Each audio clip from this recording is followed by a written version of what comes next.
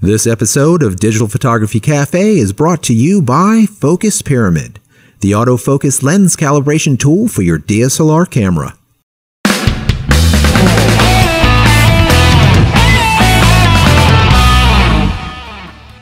Welcome to the Digital Photography Cafe. I'm Trevor Current, your digital marketing guy. And I'm Joseph Cristina, your professional photographer. So grab a latte, pull up a chair, and join us as we chat about the art and business of photography. So hey everybody, welcome back to the show. Last week we talked about a few new products announced at NAB, that's the National Association of Broadcasters, and tips on how to get paid faster. If you haven't listened to last week's show, I encourage you to do so.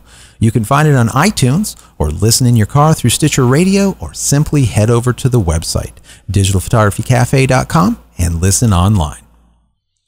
So Joe, we're back. Episode 51. 51? What's up? What's up? You remember that? Oh, God. Yeah, I know. Do you remember that?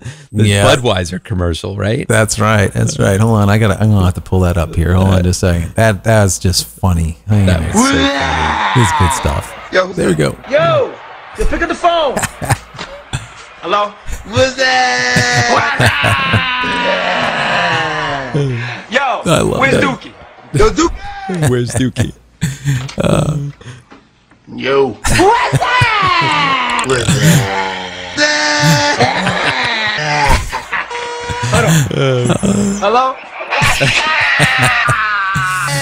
Oh man, it's so good. I gotta turn that down. I remember back then, some friends and we used to do that all the time. I mean, that was the most annoying thing around, but it caught on so big. It was huge. I mean, everybody was what's up in each other. I can imagine like everyone listening here, they're listening to Digital Photography Cafe, show 51, and we're going, what's that? What exactly is that? Yeah, throwback to the early 2000s, right? Yeah. It's so funny though. I mean, but that whole campaign was so huge. I remember I was on a dive trip in Cozumel with some buddies of mine, and we were staying at this hotel, and you know, we're walking up the stairway, I guess, to go up to our room. Right. And, you know, one of the guys that works there, you know, he, he's walking down the stairs in the opposite direction. And it's like, you know, the whole thing like when in Rome. So I'm like, hola. And he's like, he looks at us and he goes, ¿Qué pasa?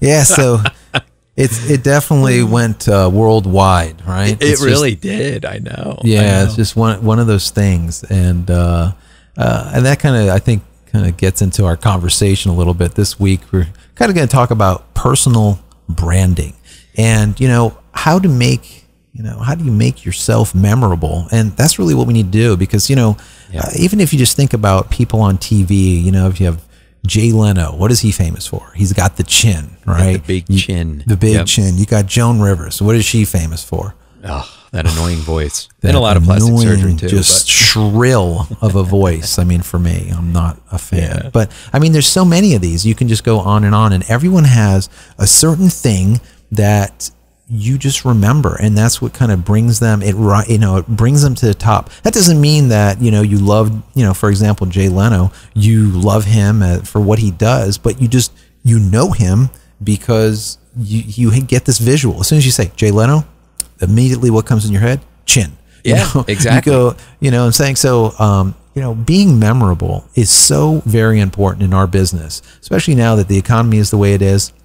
And, clients have a, myriad of people to go to. I mean, there's, photographers are a dime a dozen. We were talking about, in a couple of shows back, how, we're basically turning into a commodity, which, and that's one of the things. You cannot be a commodity. You need to be different. You need to be different. You need to be unique. And you're exactly right. I mean, if you take a couple who are meeting with a bunch of photographers for their wedding, and they're looking at portfolio after portfolio after portfolio, and everybody is, if everybody is kind of the same, it all starts to blend. Right. And, we'll just assume for a moment that everybody's work is quality work, okay? Sure. Because that's what we're all striving for. So what from that interview is going to set you apart? Well, it's going to be your personality. It's going to be how you interact with the people, and it's going to be your look. Is there something memorable about you? You know, when somebody looks at you, do you have a thing? You know, Trevor, this is one of the reasons why I try to maintain my girlish figure. Yeah, because yes, and you're doing a great job at it. Thank you. I appreciate that. Yes, thank you. But you know, in all seriousness, people do judge a book by its cover. That's just simply it. You know, if you look like you were dragged out of the 80s and you have this mullet going on, you know, or you smell like BO, or you have this shrill of a voice, you know, people aren't going to want to work with you. Bottom line they is, may remember you, but not in a good way. Not in a good way. Yeah. Absolutely. So, you know, having something that kind of stands out, it's just good. You know, you want to look good. You want to look the part. And, you know, obviously your work has to be, you know, stellar for you to rise up like the cream does. But you need to be memorable. For me, they always know, oh, yeah, it's that photographer with the, you know, faux hawk. And I'll go do functions at, you know, very upper scale locations where, you know, everyone is, you know, in suits and ties, and sometimes, you know, huge galas where everyone's in tux, and I'm still there rocking the faux hawk. I don't care. That's just who I am. No, and that's your people thing. remember me for that. And that's just what I do, you know, and sometimes I'll change it up, and it might be like crazy spiked anime hair, or it'll be, you know, I'll keep the beard, you know, the little tiny thin beard, just to be a little bit something different. Right. Because people remember those little things, how you speak to them. You know, are you, you know, like kind of down in the mouth and low, or are you excited about stuff? You know, I had a client, I just shot this, it's multi-million-dollar location on Palm Beach. It was just a really great event with, like, you know, 80 of their absolute, let's say, richest folks, their friends. Richest friends. Yeah. And it's just, you know, I did this event, and one of the ladies were like, you know, you really love what you do. You know, I told her, I really do. I'm here doing this event because I absolutely love it. I love hanging out with people. I know we've talked about this, Trev. You know, I'm doing a lot of branding portraiture. I work with models. I work with actors, actresses. You know, my thing is I shoot photographs that sell. I don't care what it is. It's person, place, or thing. I create a photograph that sells. That's just what I do. So doing these events for me is just fun. I love it. It's a way for me to kind of hang out and rub elbows with the upper echelons. Right? Yeah, and you're a social guy anyway. I mean, you like talking to people. I mean, obviously, we both like to talk. Get out. Otherwise, we wouldn't be doing this show. Get out. You know, us talk. Yeah. It's actually, I just had a conversation with somebody where I was going on and on and on and giving them way more information than I'm sure what they wanted. And I said, and as you can tell, I like to talk. And they're like, no, I never. Never would have guessed that. I wouldn't believe it. No, not for me. No, it's so funny, you know, and you talk about your hair there too. You know, we just gave my son a little crew cut for the summer, you know, nice, something nice and cool. And, you know, we were the whole family was hanging out on the couch last night watching TV, and I'm like rubbing his head and playing with the little prickly hair there and stuff. And I said to, I wish you were in the area, Trev. I tell you what, I could use my head. Rubbed, yeah. It's always anyways, yes. If you were 4 years old, it might be. At 40, you can't rub my head, Trev? Yeah, no. Okay, I'm not rubbing your head, dude. Okay. So it's funny, you know. I said, hey, should Daddy get his hair cut like this? My daughter looks at me and looks at him, and she says, no. And I said, why? And she says, because you have the spiked hair.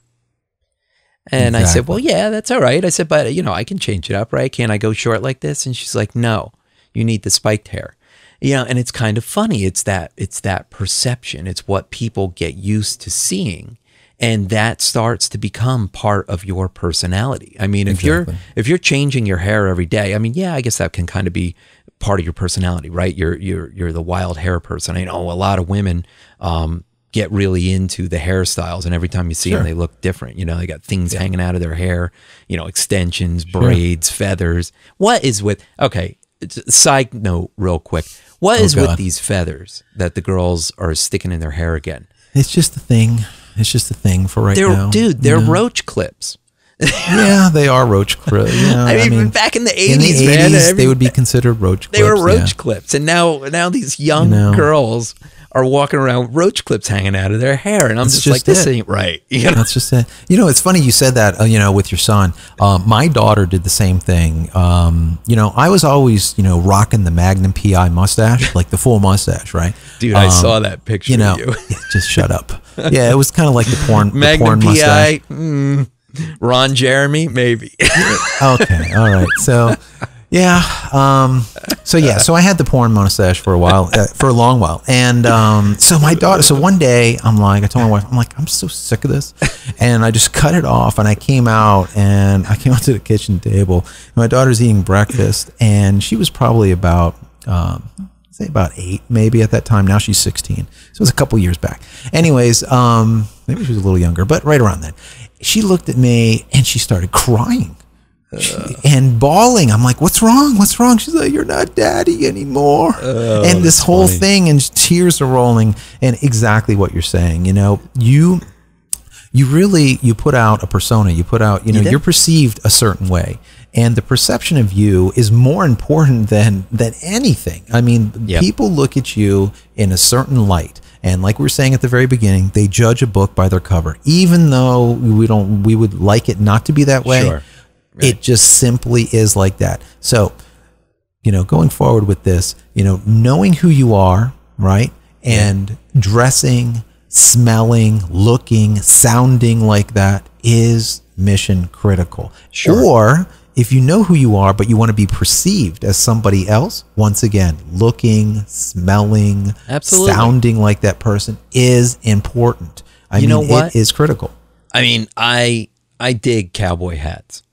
But living up here in the Northeast, I can never pull a cowboy hat off. You know, I mean, if I was down in Texas, living on a ranch or something, I would be wearing a cowboy hat.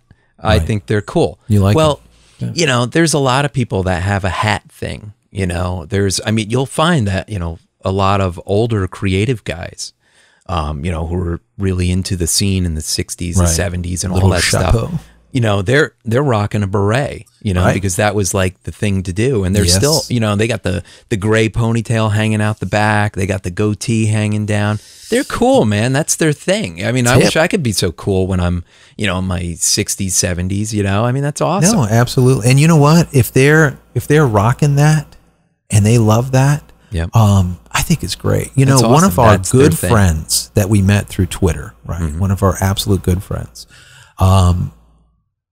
And we're going to have to mention him by name, Jack, right? Yeah. Photo Jack Hollingsworth. Photo Jack on Twitter. Right. Go follow him. If you're not following, go follow him. Awesome guy. That man always looks hip. He's not the youngest guy in the world, but I tell you what, he looks hip. You know, I remember, I think it was like maybe 3 years ago or something, one of the shows that we were at, he rolled in there rocking like this bright orange getup. Jumpsuit, man. It looked like a jail jumpsuit or something. It was hot. You know what? He looked cool. And he just looked good. But you know him for that. Yeah. That's what sets him apart. And this is what is critical. You need to set yourself apart. It's stuff, if you just, you know, just kind of meld into the crowd. Yeah, you can't blend. You can't blend. You need to stand out. You know, and that's not everybody's forte. You know, not a lot of people. I mean, you've got to be confident in yourself in order to do that, to make yourself stand out, because so many people do not want to be the center of focus, you know, and when you're the guy behind the camera, a lot of times it's why you're behind the camera, because you don't feel comfortable being in front of the camera, right? But that's the thing. I mean, you really have to get yourself out of that. And I tell you what, when I was younger and like just a kid in school, one of the things that I hated the most was getting up in front of the class and doing those oral book reports. Right. You know, I just could not. I mean, I would get up there and my knees, you could literally see my knees shaking, man. You start sweating? Palms. Oh, my palms were sweating. You know, papers I'm holding, they're getting like soggy. You know, it was not fun at all. But, you know, as I got older, I kind of found like, you know, I got to get up and do this stuff. I got to get up in front of people. And, you know, and then, you know, I kind of, you know, you kind of just make yourself do it the first time. And then when you do it and you didn't die, you know, and you go and do it again the second time, and it starts to instill this confidence in you. And confidence people see confidence. Absolutely. You need to walk around with your head up, your chest out. You need to project that confidence, and not just, for your own personality, but for business. People want to feel confident that they're working with somebody that knows what the heck is going on. Exactly. And if you don't know what's going on, make believe you do. Absolutely. Absolutely. They want to know that they can trust you in what you're doing. And like I said, and you look the part. I tell you what, Michael Schilling, our good friend over there, who did the Photo Creative podcast, on your website, on currentphotographer.com, he did a real good blog post. It was entitled 10 different ways to set yourself apart as a photographer. So we'll put a little excerpt, and then also a link back in the show notes so you can go and read it. He did a really good job. He gave you a bunch of tips on how to kind of set yourself apart, and it kind of hits on a few of the points that we just discussed. But it is absolutely mission critical. You really need to know who you are, and you need to know, if not, you want to know who you want to be perceived as, so that you put that out there, and people number one, know that you can do what you say you can do, but then also you look apart. Because the bottom line is you are, let's, for example, if you're a wedding photographer, well, you're going to be with the bride, you're going to be with the family for 4, 5, 6, maybe an entire day. Hours. So, it could be, from a short wedding where it's a couple hours all the way to like 12 hours, or maybe a 2-day wedding. So they really need to like you. You need to be able to meld with them and have some type of, back and forth communication where they say, you know what, this is a guy that I don't mind standing around me taking pictures. If you're that guy that smells, that has a mullet, and, that has this shrilling voice, look at me. And it's not going to work. And they're not going to want to have that on their special day. And that goes the same with art directors and anyone else that you can possibly work with. People want to work with friendly people. They want to work with good looking people. They want to work with people that have confidence. They want to know that you know what you're doing, and that you also can put across that, and they meld with you, and you can communicate back and forth. So you don't have to be model gorgeous. We certainly are not, and you don't have to be, but you have to look as good as you can, let's say. If you're heavy, you're heavy. That's cool. Dress the part. Right. Don't try and wear clothes that are too tight, and oh God, how many times do you see that, right?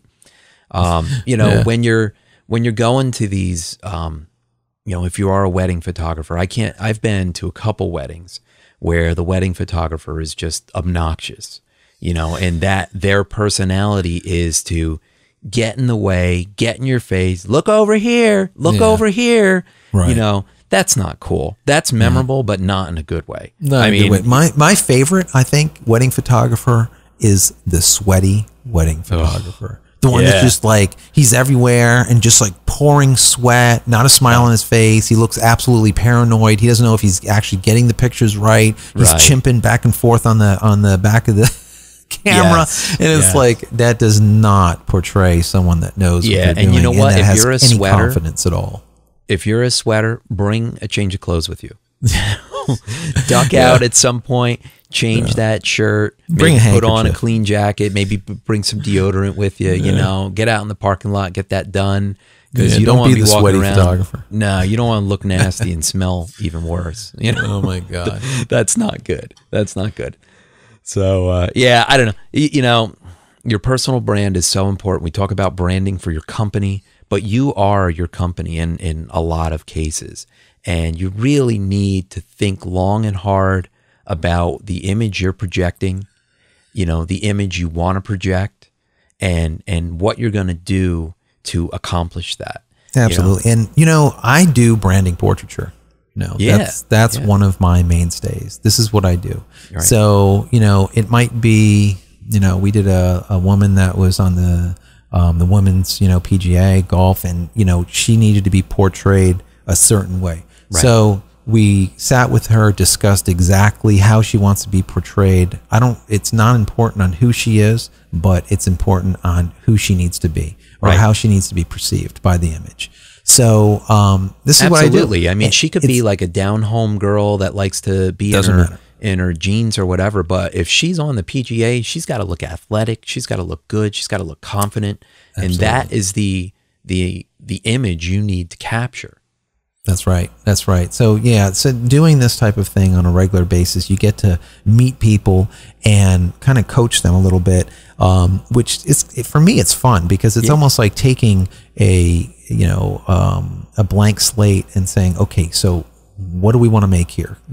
How do you want to be perceived? Like I shot a recent album cover that we were just discussing a few minutes ago, and the idea was I wanted him to look like a gladiator, larger than life, this persona of like, wow. So we shot him that way.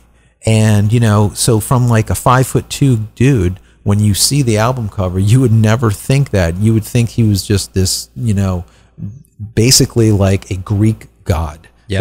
That's what he looks like for this album. Absolutely. So, that's all the perception. I mean, even in the movies, you get guys like Tom Cruise and Sylvester Stallone. I mean, they portray these action heroes and a lot of these things. They're short guys. Right. So it's who they position next to them, the camera angles and everything to make them look like something that they're really not. And their confidence level, how they speak, the whole 9 yards. Right. So Exactly. So anyway, good stuff.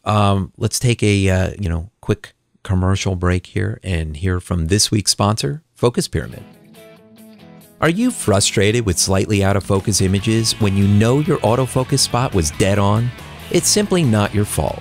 From manufacturer to manufacturer and even lens copy to lens copy, there are slight variances to the exact spot where light is being focused onto the sensor. Finally, there's a product that allows you to compensate for those variances and make sharper images immediately. Focus Pyramid, the autofocus lens calibration tool, is an absolute must for every photographer. If you want to make the sharpest images possible, then you need to take control over your camera's focusing system. With the Focus Pyramid, you can calibrate all of your lenses on your lunch break. The Focus Pyramid makes lens calibration quick and easy at an affordable price. So give your lenses a new lease on life and take your photography to the next level. Head over to focuspyramid.com/DPC and get an additional 10% off just for being a show listener.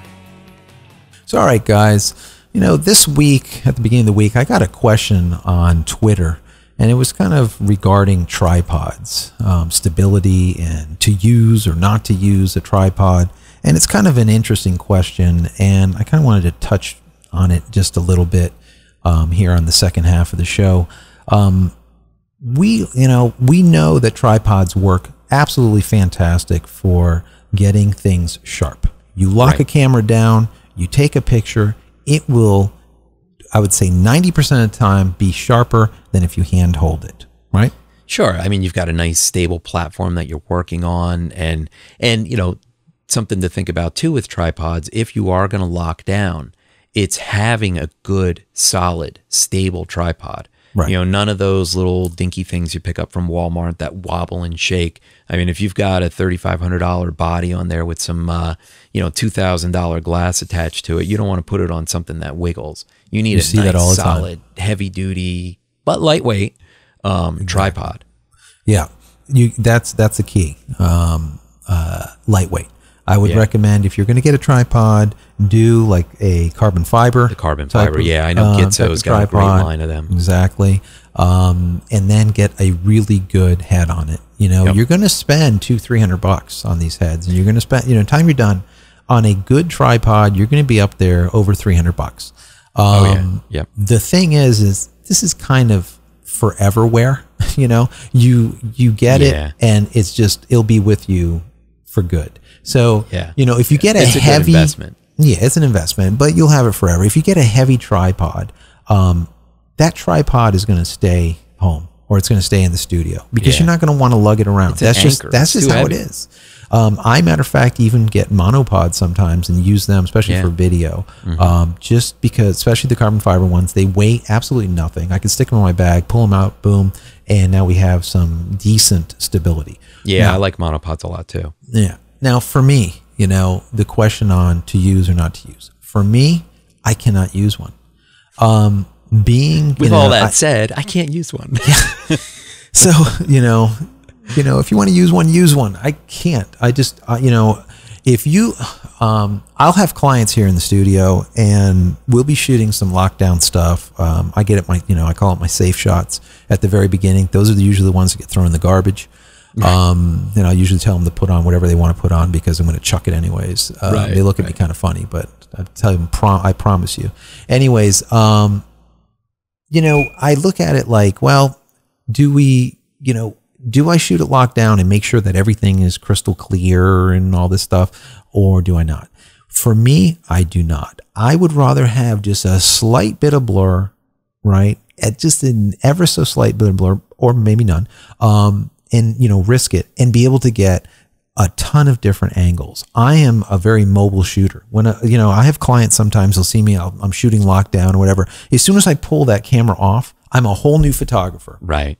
I'm a different person completely. I'm now all of a sudden, I'm out there, I'm talking more, I'm playing, my whole persona completely changes. All of a sudden I go from being studio photographer Joe, right, to being the actual portrait photographer Joe, that is in it, that I can actually, if I was to go shoot an actor or an actress, and usually we get like 5-10 minutes with them, I couldn't even imagine shooting lockdown. No time for what that. would I get? I would get absolutely crap. There'd be nothing. Whereas being, mobile, I could take 50 different angles in 2 minutes that I would never be able to get locked down. Some of Plus them might it allows be you to connect with your subject. I mean, if you're shooting people, it allows you to, drop the camera from your face, talk with them, direct them a little, joke with them, have fun with them and stuff.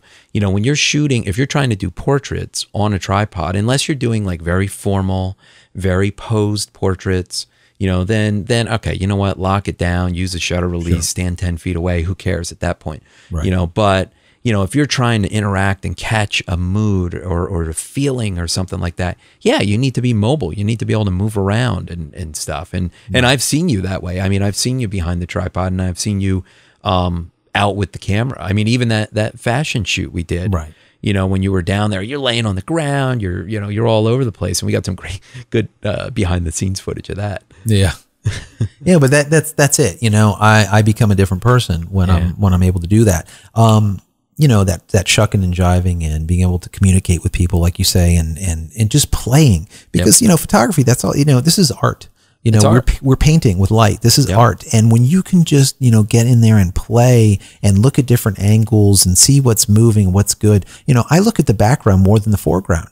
God forbid is something sticking out of a model's head or something. Yeah, you know what I'm saying? It's just, so I'm always looking at the background. Right. So, I might be taking a shot and I look at it and it's like absolutely perfect. But if I move like 1 inch to the left, now all of a sudden that piece that's behind their head is gone. It's now behind them. Right. It's the perfect picture. If I would have been locked down, I would have got something that's half as good. Now, people say, okay, so now you're not locked down. How are you getting good shots? Well, obviously I've been doing this for a couple of years, number one. But number two, I stroke my shutter. All right, Trev, I stroke my shutter. When I do. Is that like what you wanted me to do with rubbing your head? Yeah. Yes, you can stroke my head. No. So when I say that, I tell, I'm talking to students about this, and, we're doing like a little training or whatnot. And I tell them, they're like, what the hell is this guy talking about? No, how many times you see a photographer and they take a picture and they press it like so hard, they press it, boom. Yeah, they push, and it's almost like they're shaking, and they just, every time they're jabbing at the shutter. Do not jab your shutter. Do not push your shutter. Stroke it. That's what it's for. Slide your finger just over slide it. And you're halfway sliding it down. All of a sudden you hear it lock up, and then slide it fully, and you take the picture. Breathe in, hold your breath, take the picture, exhale. There's certain things that you can do to make a sharper image. I'm actually working on an ebook that we're going to be putting out very soon regarding this stuff. Yeah, that's good. But, there's a lot of things that you can do. I mean, I shoot down to sometimes, 13th, 25th, 20th, and I'm getting crisp pictures because, I'm kind of used to it because I'm shooting a lot of stuff low light. But I can, shoot a 40th, a 50th, 60th. I shoot it all day long, and the stuff is rock solid. Now that doesn't mean that everyone can do that, stay off the caffeine, no espresso. Yeah. I've got the shaky hands. I couldn't shoot that low, but but yeah, how you hold the camera. I mean, I can't tell you how many people I see that grasp the lens with their thumb on the bottom and their fingers on the top, and they're holding it and their elbows way out to the side, and they're jabbing down on the shutter, and the whole thing is shaking. It's a hot mess. You cradle the lens, right? You let it sit on your palm, and you put your thumb and your finger on the side of the lens, so you can work the zoom and stuff like that if you need to, and then you can bring your elbow into your body and actually lock that in, and kind of create a human tripod here. That's exactly right. You are creating a human tripod. You're right. If you have a wall that you can lean on the wall. There's many different things that you can do to make sharper images without a tripod. Now, let me go back to the beginning. To tripod or not to tripod. If we're doing long exposures, it's going to be at night or something. We're going to tripod it. That's just how it is. We need to get down there to half a second or a second. Obviously, we're not going to handhold that. No. But for me, the way I shoot, I cannot use a tripod. I just can't. Yeah. If I'm doing product photography, sure. That's all we do is tripod. It's not going anywhere. It's not going anywhere. I don't have to talk to it. No, you're not interacting with it. No interaction. Hello, Cookie. Yes, how are you doing? That's right. Can you move a little bit to the left? But you know what? It's funny though. You just said that with like a cookie or something, right? Let's say I'm shooting a cookie. It's, and of course we shoot, on a tripod a lot of times for the product stuff. But then I'll take the camera off the tripod and I'll start firing away off the tripod. Sure, move at different angles, try and get it in a different... So many times after the fact, I go through all the pictures and I pick the one that I absolutely love, and I'll go back. It wasn't the one that was on the tripod. Yeah. It just wasn't, because it just, that specific angle I didn't have by 1 inch, and that's all it takes, or a centimeter, from an absolutely stellar image to something that's just, ho-hum, mediocre. Yeah, something that's just getting the job done. Yeah. Right. So use it, don't use it. For me, I don't, but if you do use one, I would say, put the money into it. I mean, we have a very expensive tripods. We have, expensive heads, expensive everything when it comes to these things, because they are an investment, like you said. Get carbon fiber, get a company that stands behind, there's so many good ones out there. Find the one that works for what you're doing. Absolutely. All right, Dookie, let's get out of here. All right. Oh, man. All right. Good show. I enjoyed it. So, listeners, again, if you have any questions or topics you want us to talk about on the show, or maybe things that you don't want us to talk about on the show, tell us. Let us know. That's the only way we're going to improve it. Send us a message through the website at digitalphotographycafe.com, or shoot it through us on Twitter at dphotocafe. And if you do enjoy the show and you like what we're talking about, head over to iTunes. You can subscribe there, get it downloaded to your computer for free. Actually, while you're there, if you wouldn't mind throwing us a quick review, let us know how much you like the show. That would be fantastic, because that really helps us bump up in the ratings there and the rankings, and we can all use a little bit of that. So Joe, people want to learn more about you. How can they connect with you? So, all right, Trev, they can find me at alluremm.com on Twitter. That's at Joseph Cristina. That's Cristina without an H.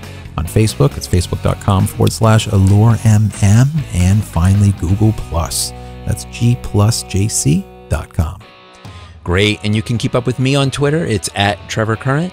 And you can even check out our new Twitter account at Current Photo. We've got even more good photography information shooting through there. And of course, check out our website at currentphotographer.com and facebook.com/currentphotographer. So, all right, Trevor, that was a fun show. I like it. So anyways, if you guys, enjoyed the show, please, show us your support. We added a little tip jar to the website. If you don't mind, go ahead and make a little donation to us. We'd really appreciate it. If you're listening on the go, fear not. Everything that we covered on this week's show can easily be found in our show notes on our website, digitalphotographycafe.com. Once again, keep your questions and comments coming, and we'll talk to you next week.